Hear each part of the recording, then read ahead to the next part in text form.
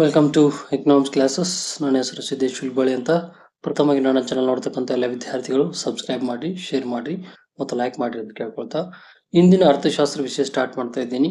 ಇಂದಿನ ಅರ್ಥಶಾಸ್ತ್ರ ವಿಷಯ ತೆಗೆದುಕೊಂಡಿರ್ತಕ್ಕಂಥದ್ದು BA ಥರ್ಡ್ ಸೆಮ್ SCPಯ ಬರ್ತಕ್ಕಂಥ ಒಂದು ವಿಷಯ ಯಾವ್ದು, ಇಂಡಿಯನ್ ಎಕನಾಮಿ, ಭಾರತದ ಆರ್ಥಿಕತೆಯ ಒಂದು ಕುರಿತು ಅಂದ್ರೆ ಸಿಲಾಬಸ್ ಅಥವಾ ಅದರ ಪಠ್ಯಕ್ರಮ ಕುರಿತು ಈ ಕ್ಲಾಸ್ನಲ್ಲಿ ವಿವರಿಸ್ತಾ ಹೋಗ್ತಾ ಇದ್ದೀನಿ.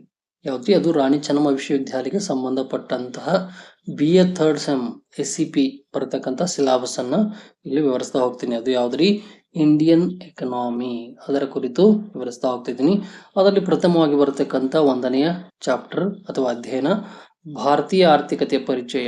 ಇದರಲ್ಲಿ ಭಾರತೀಯ ಆರ್ಥಿಕತೆಯ ಲಕ್ಷಣಗಳು ಬರ್ತಾವ, ಭಾರತೀಯ ಆರ್ಥಿಕತೆ ರಚನಾತ್ಮಕ ಬೆಳವಣಿಗೆ ಬರ್ತದ, ಭಾರತದಲ್ಲಿ GNP ಮತ್ತು GDP ಮತ್ತು ತಲಾದಾಯದ ಕುರಿತು ವಿವರಿಸಬೇಕಾಗ್ತದೆ.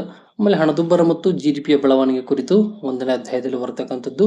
ನಂತರ ಮಾನವ ಅಭಿವೃದ್ಧಿ ಸೂಚ್ಯಾಂಕ HDI, ಹ್ಯೂಮನ್ ಡೆವಲಪ್ಮೆಂಟ್ ಇಂಡೆಕ್ಸ್ ನ ಅರ್ಥ, ಮೌಲ್ಯ ಮತ್ತು ಇತರ ದೇಶಗಳೊಂದಿಗೆ ಅದರ ಹೋಲಿಕೆ ಯಾವ ರೀತಿ ಕಂಡು ಬರ್ತದೆ ಅನ್ನೋದನ್ನ ಪ್ರಥಮ ಅಧ್ಯಾಯದಲ್ಲಿ ಕುರಿತು ಇಲ್ಲಿ ವಿವರಿಸಲಾಗ್ತದೆ. ಪ್ರಥಮ ಅಧ್ಯಾಯದಲ್ಲಿ ಈ ರೀತಿಯಾಗಿ ಬರತಕ್ಕಂಥ ಪ್ರಮುಖ ಅಂಶಗಳು ಕಂಡು ಬರ್ತಾವ. ಇದು 1ನೇ ಅಧ್ಯಾಯ. ನಂತರ ಬರ್ತಕ್ಕಂಥದ್ದು 2ನೇ ಅಧ್ಯಾಯ, ಕೃಷಿ ಅಭಿವೃದ್ಧಿ, ಡೆವಲಪ್ಮೆಂಟ್ ಆಫ್ ಅಗ್ರಿಕಲ್ಚರ್. ಅದರಲ್ಲಿ ಭಾರತದ ಕೃಷಿಯ ಮಹತ್ವ ಮತ್ತು ಸಮಸ್ಯೆಗಳು, ಅಂದ್ರೆ ಭಾರತದಲ್ಲಿ ಕೃಷಿಯ ಮಹತ್ವ ಏನ್ ಹೊಂದೈತಿ ಮತ್ತು ಸಮಸ್ಯೆಗಳು ಏನದಾವ ಅನ್ನೋದು ಕಂಡು ಬರ್ತದ. ಅದೇ ರೀತಿ ಕಡಿಮೆ ಕೃಷಿ ಉತ್ಪಾದಕತೆ ಕಾರಣಗಳು ಮತ್ತು ಪರಿಣಾಮಗಳನ್ನು ವಿವರಿಸಲಾಗ್ತದೆ. ನಂತರ ಕನಿಷ್ಠ ಬೆಂಬಲ ಬೆಲೆ ನೀತಿ, ಕೃಷಿ ಹಣಕಾಸಿನ ಮೂಲಗಳು, ಅದೇ ರೀತಿ ಕೃಷಿ ಮಾರುಕಟ್ಟೆ ದೋಷಗಳು ಮತ್ತು ಪರಿಹಾರಗಳು, ಹೊಸ ಕೃಷಿ ನೀತಿ, ಅದೇ ರೀತಿ ಕೃಷಿಯಲ್ಲಿ ಕೃತಕ ಬುದ್ಧಿಮತ್ತೆ ಅಂದ್ರೆ AI ಕುರಿತು ವಿವರಿಸಲಾಗ್ತದೆ. ಇದು 2ನೇ ಅಧ್ಯಾಯದಲ್ಲಿ ಬರ್ತಕ್ಕಂಥ ಪ್ರಮುಖ ಅಂಶಗಳು. ಇನ್ನು ಅದೇ ರೀತಿ ನಂತರ ಬರ್ತಕ್ಕಂಥದ್ದು 3ನೇ ಅಧ್ಯಾಯ, ಕೈಗಾರಿಕಾ ಅಭಿವೃದ್ಧಿ. ಅಂದ್ರೆ ಕೈಗಾರಿಕೆಗಳ ವರ್ಗೀಕರಣ ಮತ್ತು ಮಹತ್ವ ಬರ್ತದೆ. ಭಾರಿ ಕೈಗಾರಿಕೆಗಳು, ಸಣ್ಣ ಮಧ್ಯಮ ಉದ್ಯಮಗಳು, ಮಹತ್ವ ಮತ್ತು ಅವುಗಳ ಸಮಸ್ಯೆ ಮತ್ತು ಪರಿಹಾರ ಉಪಾಯಗಳನ್ನು ಕೂಡ ಈ ಅಧ್ಯಯನದಲ್ಲಿ ವಿವರಿಸಲಾಗ್ತದೆ. ಅದೇ ರೀತಿ ಭಾರತದಲ್ಲಿ ಬಹುರಾಷ್ಟ್ರೀಯ ಕಂಪನಿಗಳು, ಕೈಗಾರಿಕಾ ಹಣಕಾಸಿನ ಮೌಲ್ಯಗಳು, ಹೊಸ ಕೈಗಾರಿಕೆ ನೀತಿ ಕೂಡ 3ನೇ ಅಧ್ಯಾಯದಲ್ಲಿ ಬರತಕ್ಕಂಥ ಪ್ರಮುಖ ಅಂಶವಾಗಿ ಕಂಡು ಬರ್ತದೆ. ಇದು ನಂತರ ಬರತಕ್ಕಂಥದ್ದೇ 4ನೇ ಅಧ್ಯಾಯ, ಭಾರತೀಯ ಬ್ಯಾಂಕಿಂಗ್ ಮತ್ತು ಹಣಕಾಸು. ಅಂದ್ರೆ ಬ್ಯಾಂಕಿಂಗ್ ವ್ಯವಸ್ಥೆ ರಚನೆ ಕಂಡು ಬರ್ತದೆ, ಭಾರತೀಯ ರಿಸರ್ವ್ ಬ್ಯಾಂಕಿನ ಕಾರ್ಯಗಳು ಮತ್ತು ಹಣಕಾಸು ನೀತಿ ಕಂಡು ಬರ್ತದೆ, ಬ್ಯಾಂಕಿಂಗ್ ಕ್ಷೇತ್ರದ ಸುಧಾರಣೆಗಳು ಕಂಡು ಬರ್ತಾವ, ನೋಟು ರದ್ದತಿಯ ಅರ್ಥ, ಇತಿಹಾಸ ಮತ್ತು ಪರಿಣಾಮ ಕಂಡು ಬರ್ತದೆ.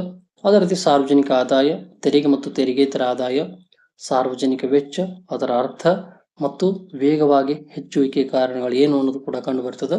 ಅದೇ ರೀತಿ ಸಾರ್ವಜನಿಕ ಸಾಲ, ಅದರ ಅರ್ಥ ಮತ್ತು ಮೂಲಗಳು, ಅದೇ ರೀತಿ ಬಜೆಟ್ನ ಅರ್ಥ ಮತ್ತು ಪ್ರಕಾರಗಳು ಕೂಡ ಇಲ್ಲಿ ಕಂಡು ಬರ್ತಾವ.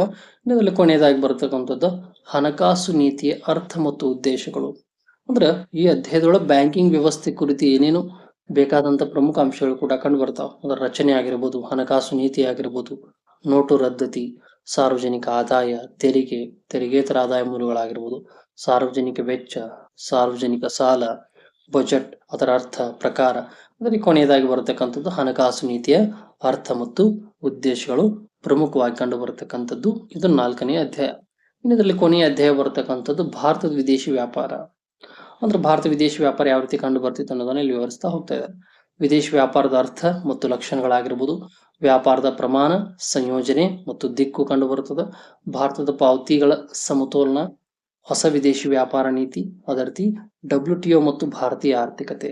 ಇದರಲ್ಲಿ ಬರ್ತಕ್ಕಂಥ ಪ್ರಮುಖ ಅಂಶಗಳು ಅಂದ್ರೆ ಭಾರತ ವಿದೇಶಿ ವ್ಯಾಪಾರದ ಅರ್ಥ ಕೂಡ ಕಂಡು ಬರ್ತದೆ, ಲಕ್ಷಣಗಳು, ವ್ಯಾಪಾರದ ಪ್ರಮಾಣ ಆಗಿರ್ಬೋದು, ಸಂಯೋಜನೆ ಮತ್ತು ದಿಕ್ಕು ಆಗಿರ್ಬೋದು, ಅದೇ ರೀತಿ ಭಾರತದ ಪಾವತಿಗಳ ಸಮತೋಲನ ಆಗಿರ್ಬೋದು, ಹೊಸ ವಿದೇಶಿ ವ್ಯಾಪಾರ ನೀತಿ, ಲಾಸ್ಟ್ ಒಂದು ಬರ್ತಕ್ಕಂಥದ್ದು ಇದರಲ್ಲಿ WTO ಮತ್ತು ಭಾರತೀಯ ಆರ್ಥಿಕತೆ ಕುರಿತು ವಿವರಿಸಲಾಗ್ತದೆ. ಈ ರೀತಿಯಾಗಿ ಬರ್ತಕ್ಕಂಥದ್ದು ಏನ್ರಿ, ಇದು BA ಥರ್ಡ್ ಸೆಮ್ SCP ಅಲ್ಲಿ ಬರ್ತಕ್ಕಂಥದ್ದು ಯಾವುದು, ಇಂಡಿಯನ್ ಎಕಾನಮಿಯ ಸಿಲಾಬಸ್, ಭಾರತೀಯ ಆರ್ಥಿಕತೆಯ ಪರಿವಿಡಿ ಅಥವಾ ಪಠ್ಯಕ್ರಮ ಈ ರೀತಿಯಾಗಿ ಕಂಡು ಬರ್ತದೆ ಅಂತ ಹೇಳ್ಬೋದು. ಇದು ಯಾವುದು, ರಾಣಿ ಚೆನ್ನಮ್ಮ ವಿಶ್ವವಿದ್ಯಾಲಯಕ್ಕೆ ಸಂಬಂಧಪಟ್ಟಂತ ಒಂದು ಪಠ್ಯಕ್ರಮ ಅಥವಾ ಸಿಲಾಬಸ್ ಈ ರೀತಿಯಾಗಿ ಕಂಡು ಬರ್ತದೆ ಅಂತ ಹೇಳ್ತಾ ನಾನು ವಿಷಯವನ್ನು ಇಲ್ಲಿಗೆ ಮುಕ್ತಾಯಗೊಳಿಸ್ತಾ ಇದ್ದೀನಿ. ಎಲ್ಲರಿಗೂ ಕೂಡ ಧನ್ಯವಾದಗಳು.